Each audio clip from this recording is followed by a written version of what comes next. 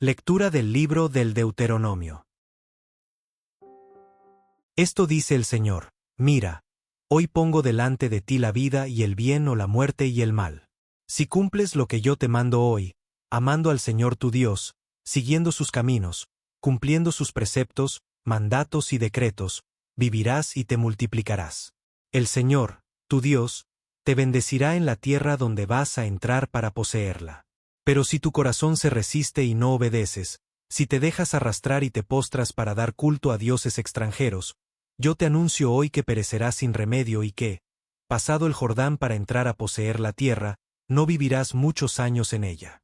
Hoy tomo por testigos al cielo y a la tierra de que les he propuesto la vida o la muerte, la bendición o la maldición. Elige la vida y vivirás, tú y tu descendencia, amando al Señor tu Dios, escuchando su voz, adhiriéndote a Él, pues en eso está tu vida y el que habites largos años en la tierra que el Señor prometió dar a tus padres, Abraham, Isaac y Jacob. Lectura del Santo Evangelio según San Lucas. Audio FIA.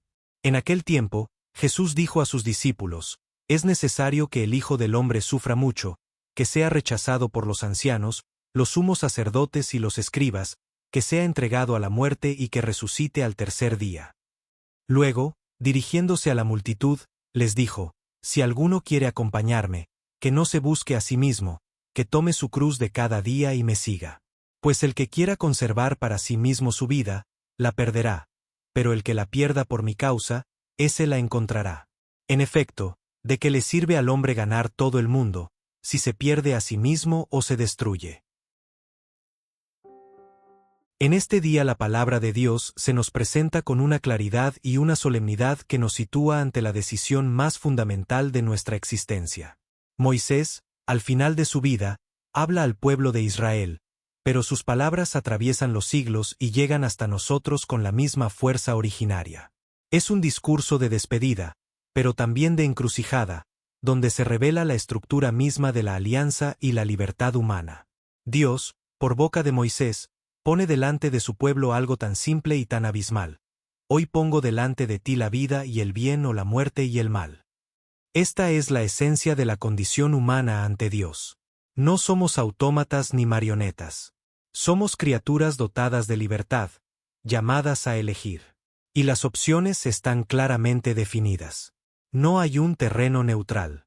Cada decisión, cada actitud, nos orienta hacia la vida o hacia la muerte. Pero, ¿en qué consiste la vida que Dios ofrece? No es simplemente la existencia biológica. Es una vida plena, bendecida, fecunda. Y el camino para alcanzarla se describe con precisión: amando al Señor tu Dios, siguiendo sus caminos, cumpliendo sus preceptos, mandatos y decretos. La vida verdadera no es el resultado de una fórmula mágica, sino la consecuencia de una relación amorosa y obediente con Dios. Amar a Dios no es un sentimiento vago. Se traduce en seguir sus caminos, en vivir según su voluntad revelada en los mandamientos. Esta obediencia no es una carga, sino el camino que conduce a la bendición y a la permanencia en la tierra prometida. Frente a este camino de vida, Moisés presenta la alternativa de la muerte. Pero si tu corazón se resiste y no obedeces, si te dejas arrastrar y te postras para dar culto a dioses extranjeros. La desobediencia comienza en el corazón, en una resistencia interior a la voz de Dios. Luego se deja arrastrar, es decir, se entrega a otras influencias. Y culmina en la idolatría, postrarse ante dioses que no son Dios. La idolatría no es solo adorar estatuas, es poner cualquier cosa y el dinero, el poder, el placer, la propia voluntad en el lugar que solo corresponde a Dios. Y la consecuencia es la muerte, la pérdida de la tierra, la desposesión de la bendición. Moisés hace un llamamiento a la conciencia de su pueblo con una solemnidad cósmica: Hoy tomo por testigos al cielo y a la tierra. El universo entero es convocado como testigo de esta oferta divina. Dios no actúa en secreto, proclama abiertamente su voluntad y las consecuencias de acogerla o rechazarla.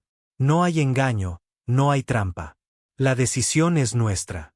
Y entonces, Moisés pronuncia la exhortación que es el núcleo de todo el pasaje: Elige la vida y vivirás, tú y tu descendencia.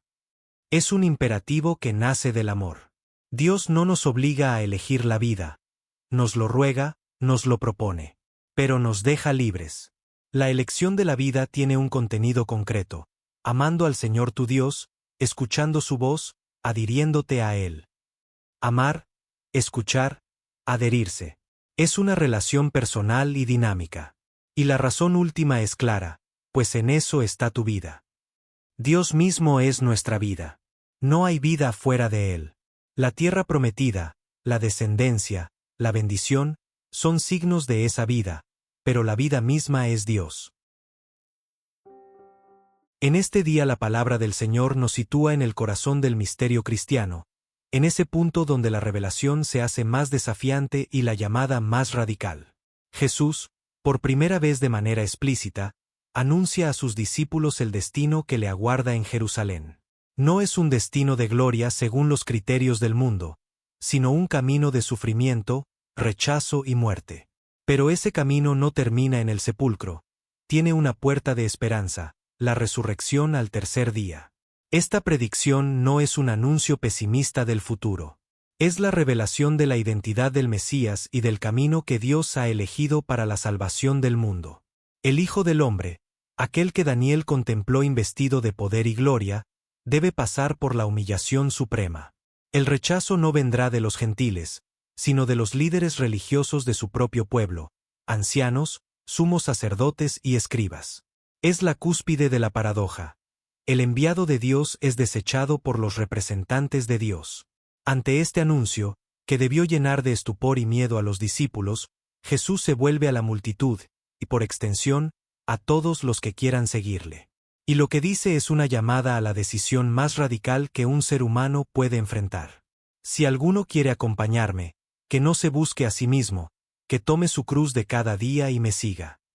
La condición para ser discípulo no es tener cualidades especiales, ni un conocimiento superior. Es, simplemente, estar dispuesto a seguir a Jesús en el camino que él mismo ha trazado. El camino del discípulo tiene 3 exigencias inseparables. La primera es la negación de sí mismo. Que no se busque a sí mismo. No se trata de un desprecio de la propia persona, creada a imagen de Dios, sino de un descentramiento radical. El yo deja de ser el centro, el referente último de nuestras decisiones. El egoísmo, que es la raíz de todo pecado, debe ser desarraigado. La segunda es tomar la cruz de cada día. No es la cruz de Cristo, que es única y redentora, sino la nuestra, la que nos toca llevar en el seguimiento. Los sufrimientos, las renuncias, las pruebas, la fidelidad en medio de las dificultades. Y es de cada día, porque el seguimiento no es un acto puntual, sino una perseverancia cotidiana. La tercera es seguir a Jesús. No basta con negarse y tomar la cruz. Hay que ir detrás de Él, imitando sus pasos, viviendo su estilo de vida. Jesús justifica esta exigencia con una paradoja que es la ley fundamental del reino. El que quiera conservar para sí mismo su vida, la perderá, pero el que la pierda por mi causa, ese la encontrará. La vida que intentamos retener egoístamente, protegiéndola de todo riesgo, encerrándola en nuestros intereses, se nos escapa de las manos como agua.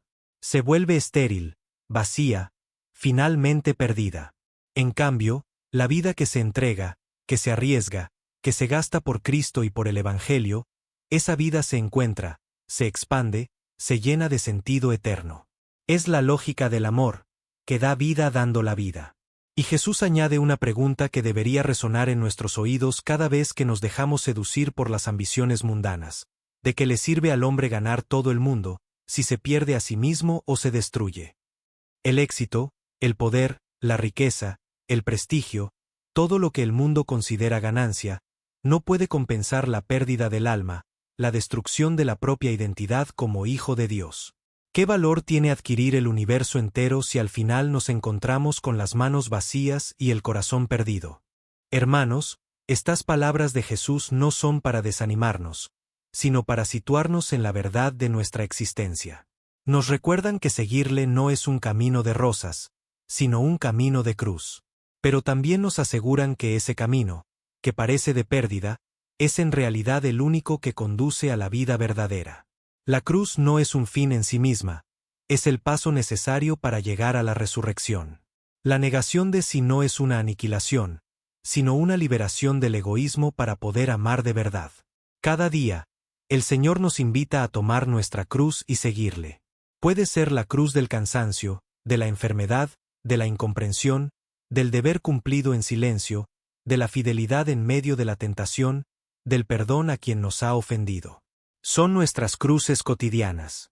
Si las llevamos con Él, unidos a Él, se convierten en instrumentos de redención para nosotros y para el mundo. Que el Señor nos conceda la valentía de no buscar conservar egoístamente nuestra vida, sino de gastarla en su servicio y en el de los hermanos. Porque sólo así, perdiéndola por Él, la encontraremos para siempre.